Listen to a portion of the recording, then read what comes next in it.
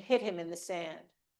When he went out the next day, he saw two Hebrews fighting, and he said to the one who was in the wrong, "Why do you strike your fellow Hebrew?" He answered and hid him in the sand. "Who made you a ruler and judge?" When he went out the next day, "Do you mean to kill me as you killed the Egyptian?" Then Moses was afraid and thought, "Surely the thing is known." When Pharaoh heard of it, he sought to kill Moses. So Moses fled from Pharaoh, and he settled in the land of Midian and sat down by a well. After a long time, the king of Egypt died. The Israelites groaned under their slavery and cried out. Their cry for help rose up to God from their slavery. God heard their groaning, and God remembered his covenant with Abraham, Isaac, and Jacob. God looked upon the Israelites, and God took notice of them. May these words from Exodus inspire to live for love.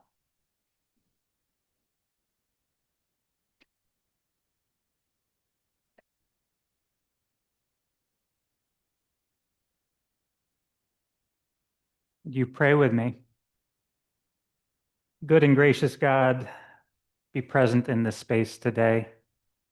Inspire my words and inspire our hearts, I pray.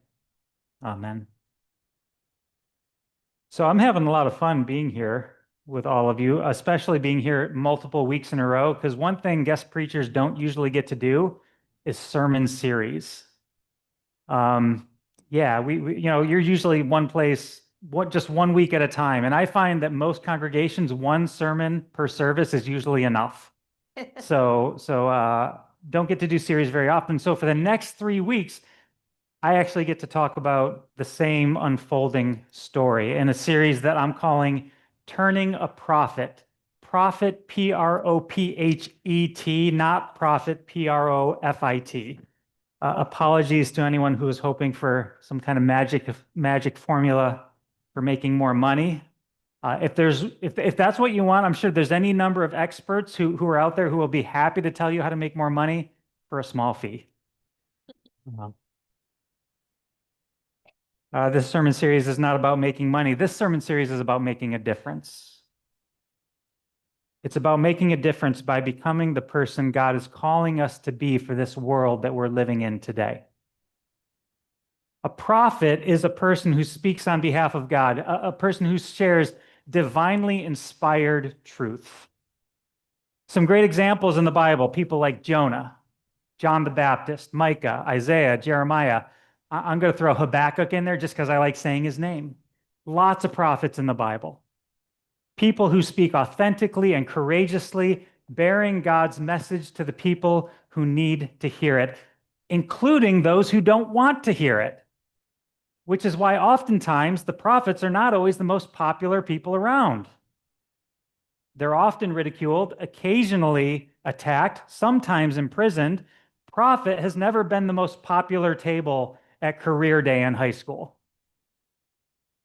Nobody's running to sign up to be a prophet, which is probably why when God calls them, so many of the prophets respond with some variation of, "Oh, who, me? Oh, no, thank you."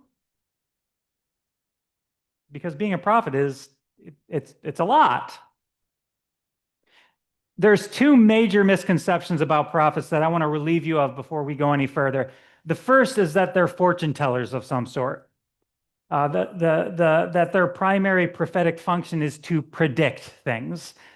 Despite this fixation on the ability to tell the future that we have retroactively placed on them, they were never all that concerned with predicting things. Only insofar as it was about sharing the unrealized promises of God.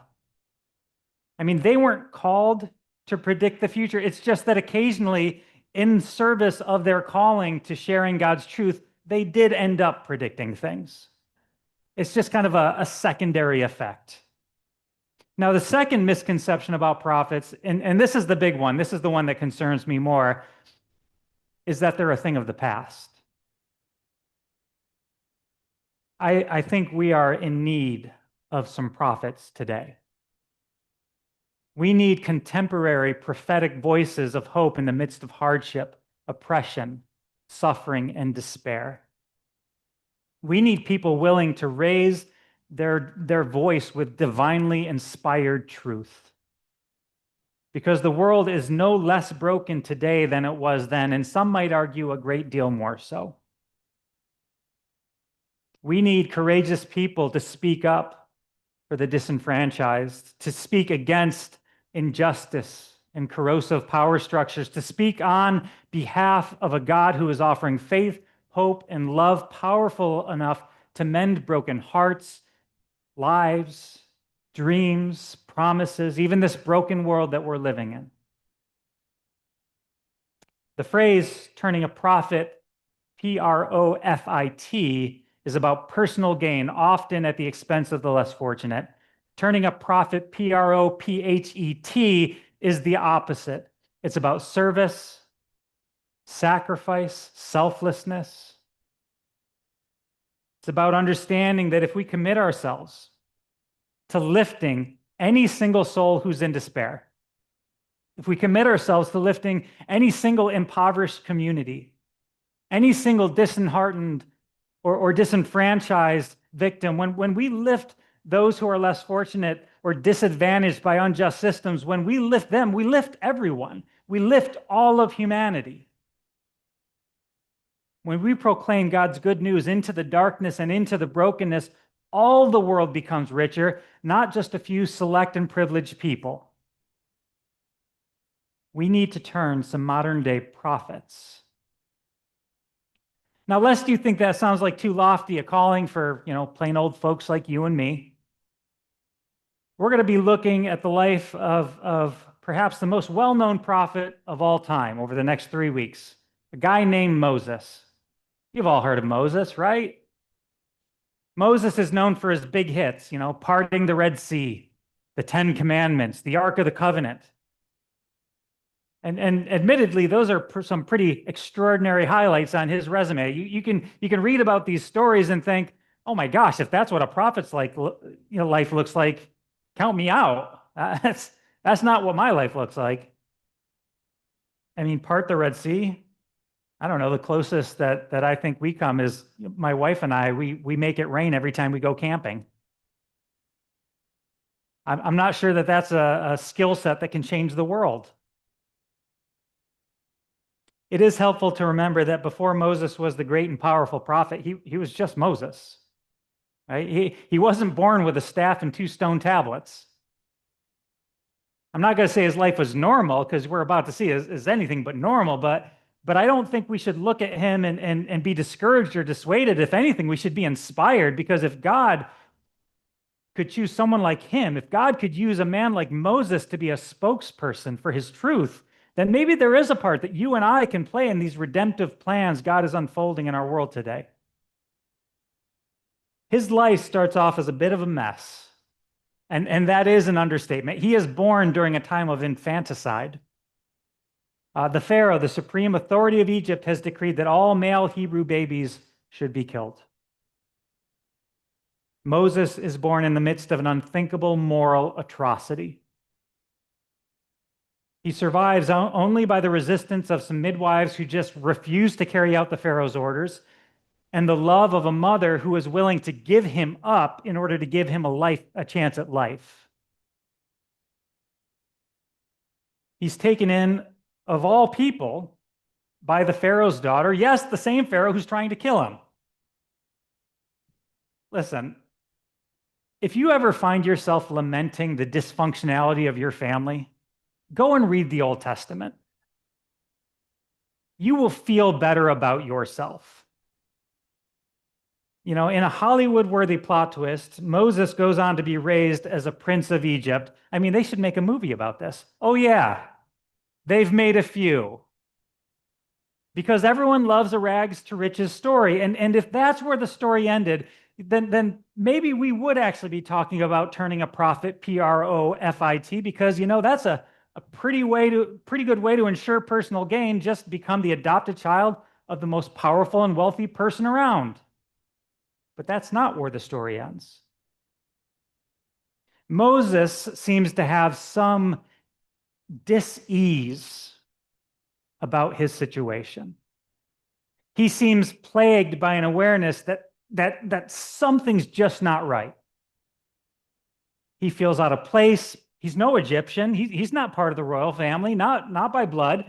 His people are slaves. Can you imagine? Can you imagine living every single day with all the privileges of being the prince of the most powerful nation on the planet while watching your own people, your family, suffering, being taken advantage of, being oppressed? One day it just becomes too much for him to bear. Today's reading is about that day when he decided to do something about it. He saw a Hebrew slave being beaten. And then verse 12 says, looking this way and that way, seeing no one, he killed the Egyptian and he buried him in the sand. There's no dancing around that verse. I mean, that's a choice. You know, you can argue that it was a crime of passion, being enraged over a grave atrocity. You can argue that it was in defense of somebody who couldn't defend themselves. And that may be true, but you can also argue it was premeditated. He looked this way and he looked that way. He made sure no one was watching him. He hid the body after. He knew what he was doing. He may be destined to be a great prophet one day, but he is clearly no saint yet. The next day, he finds out that there was a witness. Somebody saw him despite his best efforts. Even worse, word has already made it back to Pharaoh, and Pharaoh is now ready to finish what he failed to do when Moses was a baby. So Moses turns and he runs. He runs away.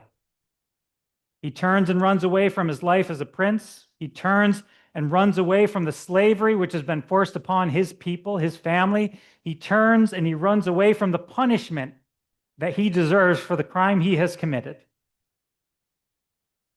He leaves everything and he runs towards obscurity where nobody's going to know him, where nobody's going to know what he's done, where nobody's going to know where he comes from. He starts a whole new life in the land of Midian. He takes a wife, he has a child, and he does not look back. It's quite an origin story for somebody so highly esteemed by at least 3 of the world's major religions. Anyone else wondering what it is about this wildly dysfunctional and dramatic life that makes God think, that one, that's the one I'm going to use. That's the one who's going to set my people free. That's the one who's going to lead my people to the promised land. It does seem sometimes like God kind of makes a habit of picking the least obvious choice. The one who runs in the opposite direction when God says, hey, come, I want you to go here. I've learned something as a chaplain. As a chaplain, I've learned running away isn't always a bad thing. It's not. Sometimes you need to run. Sometimes you need to turn away from the trauma because some trauma is too big to face in the moment. You might even need to live in a little bit of denial for a while to survive the unthinkable. But I've also learned you can't run forever. No matter how lovely a life Moses builds for himself in Midian, no matter how much success he experiences, no matter how much land he acquires, how many children he bears, he can't turn away from his problems forever. He can't. The trauma he experienced as a child, the separation from his family, he will carry that with him wherever he goes. The trauma of watching the Hebrew people, his family, beaten and enslaved, he carries that with him wherever he goes. The guilt of killing someone, however justified it may or may not have been, he carries that with him. Turning away and running might help for a little while. It might offer temporary relief. It may in the moment let you survive the danger of an unimaginable trauma. But you can't run forever. As the saying goes, you can run, but you can't hide. One day in college, I was rock hopping down a stream next to my dorm. And when I jumped from one rock to another rock, I looked, and about 2 feet in front of me, there was a groundhog. And we noticed each other about the same time. He was far less happy to see me than I was to see him. And so he instinctively dove into the nearest hole. Unfortunately for him, the hole was only big enough for about half of his body. And so there I stood, standing right over top of him, with the back half of a groundhog sticking out of a hole. And I'm pretty certain he thought he was hiding from me. I think sometimes we're like that groundhog. In our desperation to escape things in life that we feel threatened by, we jump into whatever hole we can find, no matter how inadequate it may be. We look for anything to help us get away from that thing that we just can't handle. And we think, like the groundhog did, well, if I can't see the problem, then the problem can't see me. As if turning away from our problems somehow makes them cease to exist. Wouldn't that be nice? It doesn't.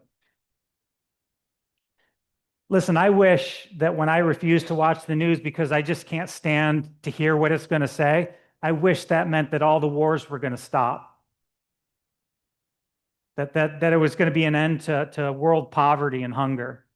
I wish that were so. That it was going to eliminate racism and transphobia. That not looking would make all of it just go away, but it doesn't, not even a little bit.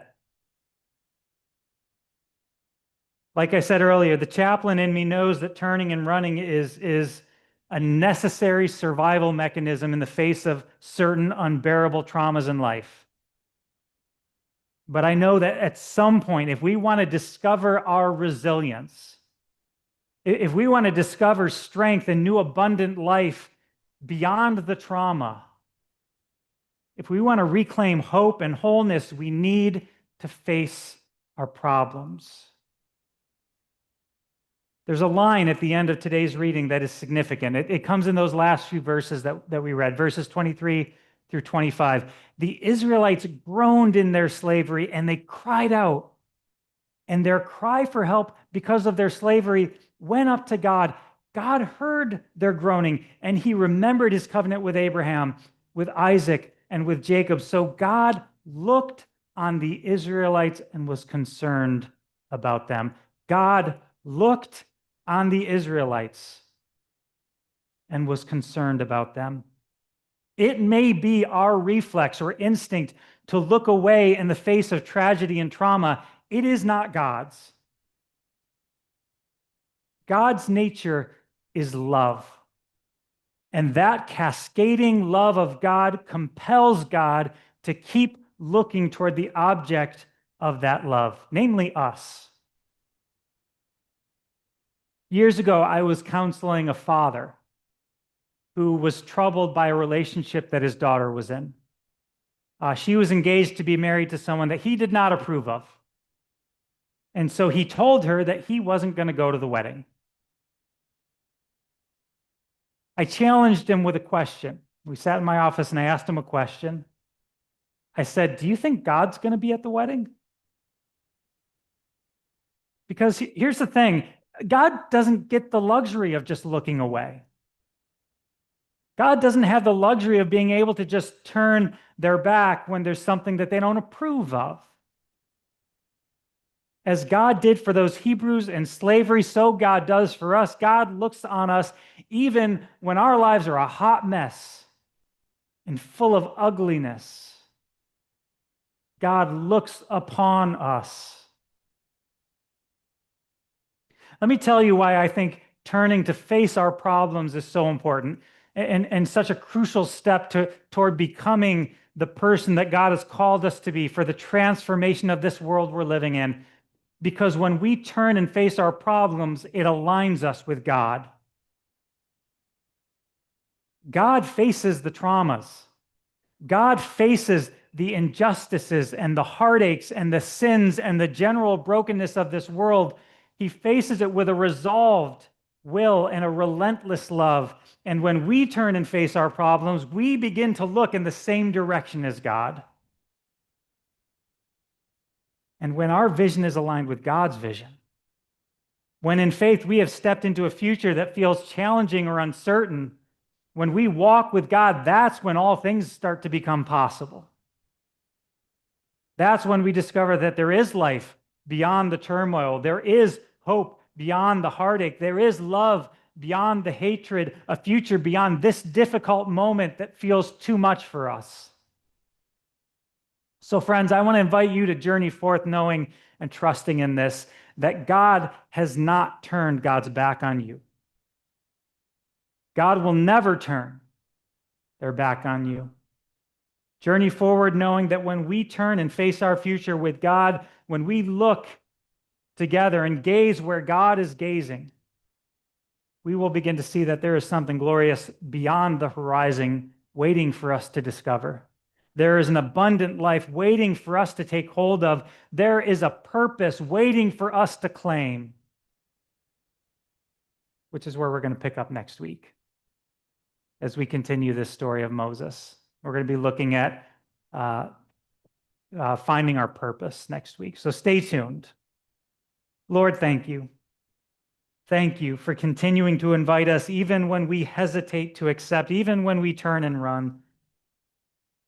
Lead us forward, make us new creations, make us courageous, God, and help us to face the problems before us with an ever renewed faith.